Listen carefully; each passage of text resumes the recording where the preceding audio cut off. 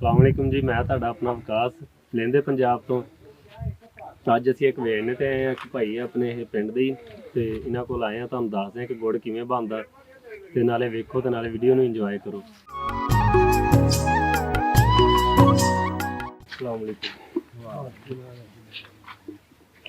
ਜੀ। ਭਾਈ ਆ ਆਪਣੇ ਭਾਈ ਇਮਰਾਨ ਸਾਹਿਬ ਨੇ, ਇਹਨਾਂ ਕੋਲ ਅਸੀਂ ਵੇਚਣੇ ਤੇ ਆਏ ਹਾਂ ਤੇ ਇਹ ਗੁੜ ਬਣਾ ਰਹੇ ਨੇ ਜੀ।